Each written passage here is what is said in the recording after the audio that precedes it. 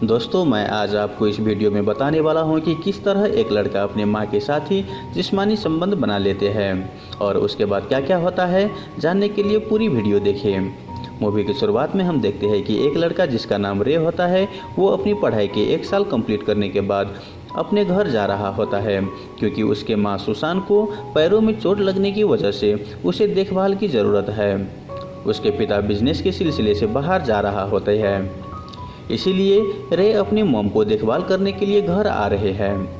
रास्ते में उसके पिता उसे घर ड्रॉप करके वो बिजनेस के सिलसिले से बाहर निकल जाता है। घर आकर रे सुसान को देखभाल करने लगता है।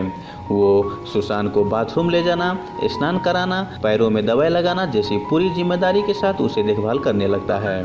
उसी बीच रे सुसान को नहाते देख उसके मन में पेलम पेलाई का सोच भी आता है, लेकिन वो उसे खुद को संभाल लेता है। कभी कभी वो अपनी अस्तरा को ऊपर नीचे करके खुद को संतुष्ट कर लेता है। एक दिन जब वो खुद को संतुष्ट कर रहा होता है, तभी उसके घर के एक डॉग उसे परेशान करने लगता है, जिसकी वजह से उसे हाथ चलाना बीच में ही छोड़ना पड़ता है। अगले दिन जब वो अपने डॉग के साथ जॉगिंग करने जाता है, तब वहाँ पर वो एक लड़की को देखता है जिसका नाम टोनी होता है। टोनी हाई स्कूल में पढ़ रही होती है। रे और टोनी दोनों बात करने लगता है। उसी बीच रे बात करते करते नर्वस होने लगता है। यहाँ पर हमें ये पता चलता है कि रे लड़की से बात करने में बहुत ही असहज फील करता है। रे वहाँ से जल्दी जल्दी अपने घर आ जाता है। घर आने पर हमें पता चलता है कि सुसान भी काफ़ी सैड फील कर रही होती है।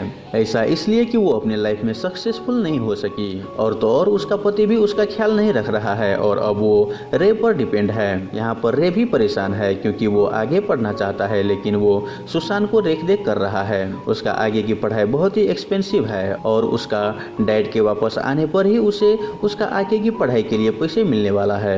एक दिन सुसान रे को अपने पैर में मालिश करने के लिए बोलती है, क्योंकि सुसान को पैर में बहुत ही पेन हो रहा था।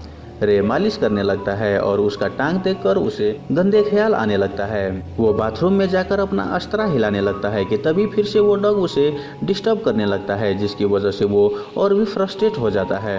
एक दिन रे को कुछ दोस्त उसे बाहर जाने के लिए बोलता है। रे भी मान जाता है और वो उसके दोस्त के साथ जंगल में चले जाता है। वहाँ पर वो दोस्तों के साथ अपनी फीलिंग बताते हैं। वो बताता है कि जब भी मैं किसी लड़की से बात करता हूँ तो मैं शाय फील करता हूँ। उसके दोस्त उसे कुछ टिप्स देता है।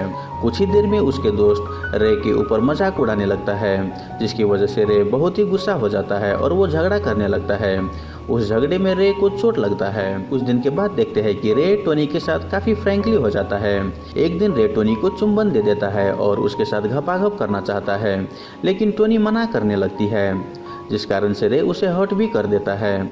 जब रे घर आता है तब जाकर सुसान उस पर चिल्लाने लगती है, क्योंकि टोनी ने सब कुछ अपने फादर को बोल चुकी होती है और उसके फादर सुसान को कॉल करके बताती है कि रे ने टोनी के साथ क्या क्या किया। सुसान रे को डांटने के बाद उसे अपने पास बैठाकर बताती है कि तुमको टोनी के साथ ज़बरदस्ती नहीं करना चाहिए था। रे बोलता है कि मैंने जो कुछ भी किया दोनों के समझौते के साथ किया। सुसान रे के हाथ को सहलाकर बताती है कि लड़की को किस तरह से टच करना चाहिए। कुछ दिन के बाद सुसान को रेख देख करने के लिए रे के आंट हेलेन को बुलाती है। इस बात से रे बहुत ही खुश हो जाता है, क्योंकि अब वो अपने पढ़ाई के लिए वापस जा सकता है। उसी बीच एक दिन रे को रात में नींद नहीं आ रहा होता है। वो सुसान के पास चले जाता है। उस रात को वो दोनों एक दूसरे के साथ अपने अपनी फीलिंग भी शेयर करता है और ड्रिंक भी करने लगता है। सुसान फिर से रे को अपने पैरों में मालिश करने के लिए बोलती है। रे मालिश करने लगता है और वो मालिश करते करते सुसान के तरफ आकर्षित हो जाता है और सुसान भी यही चाहती थी, जिसकी वजह से वो दोनों घपाघप कर लेता है। सुबह होते ही रे खिड़की से सुसान के रूम से बाहर चले जाता है, क्योंकि वो इन सब को छुपाना चाहता था। वो ऐसा दिखाता है जैसा कि वो जॉगिंग करके आ रहा है, लेकिन हेलेन को शक हो जाता है। अब यहाँ पर रे बहुत ही टेंशन में दिखने लगता है, क्योंकि कल रात को जो कुछ भी हुआ वो बहुत ही गलत हुआ। वो फ्रस्ट्रेट हो जाता है और अपनी फ्रस्ट्रेशन हेलन पर निकाल देता है, जिसकी वजह से हेलन वहां से जाने लगती है। हालांकि रे उसे मनाने की बहुत ही कोशिश करता है, लेकिन हेलन नहीं मानती। वो वहां से चली जाती है। इस बात से रे और भी फ्रस्ट्रेट हो जाता है, क्योंकि अब वो अपनी स्टडी के लिए नहीं जा सकता। अगले दिन रे सुसान को हॉस्पिटल लेकर जाता है और वापस चेकअप कराने के बाद घर लाता है। यहाँ पर वो फिर से सुसान को रेख देख करने लगता है। कुछ दिन के बाद टोनी रे से मिलने आती है। टोनी रे से माफ़ी मांगती है। रे भी उसे माफ़ कर देता है। उसके बाद टोनी रे के कमरे में आ जाती है, जहाँ पर वो दोनों फिर से चुंबन प्रक्रिया शुरू कर देता है। उसी दौरान सुसान वहाँ पर चली आती है। सुसान टोनी को बताती है कि तुम यहाँ पर ये सब नहीं कर सकती, जिसे सुनकर रे सुसान को इंटरप्ट करता है, लेकिन सुसान वो दोनों को मारने लगती है, जिसके कारण टोनी को आंखों में चोट आ जाता है और वो वहाँ से चली जाती है। टोनी के जाने के बाद सुसान रे को फिर से मारने लगती है, लेकिन उसी बीच वो दोनों फिर से चुंबन प्रक्रिया शुरू कर देता है। कुछ देर के बाद टोनी अपनी डैड के साथ वापस रे के घर पर आती है। टोनी के डैड सुसान को बोलती है कि तुमने ये सब अच्छा नहीं किया, देखो तुमने टोनी को किस कदर मारा है। सुसान बोल देती है कि तुम्हारी बेटी रे के साथ मेरे घर पर संबंध नहीं बना सकती। टोनी की पिता बोलता है कि मुझे कोई एतराज नहीं कि मेरी बेटी किसके साथ संबंध बना रही है, वो जिसके साथ चाहे उसके साथ संबंध बना सकती है। उसी दौरान सुसान टोनी के फादर के साथ फ्लर्ट करने लगती है डांट से बचने के लिए, और वो दोनों अच्छे दोस्त बन जाते हैं। इसी बीच टोनी रे के कमरे में चली जाती है। टोनी रे को बताती है कि वो उसके साथ रहना चाहती है, लेकिन रे उसे बाद में मिलूंगा बोलकर उन्हें बाहर पठा देता है। रे फिर से टेंशन में रहने लगता है, जिसकी वजह से वो बाथरूम के दरवाजे से लटकने का प्रयास करता है, लेकिन सुसान आकर उसे बचा लेती है। वहाँ पर वो दोनों फिर से झगड़ा करने लगता है और उसी दौरान वो दोनों एक दूसरे को चुंबन पास करने लगता है। रे सुसान के साथ घपाघप करने ही वाला होता है कि वहाँ पर उसके दोस्त खिड़की से बुलाने लगता है। वो फिर से अपने दोस्त के साथ उसी जंगल में चले जाता है।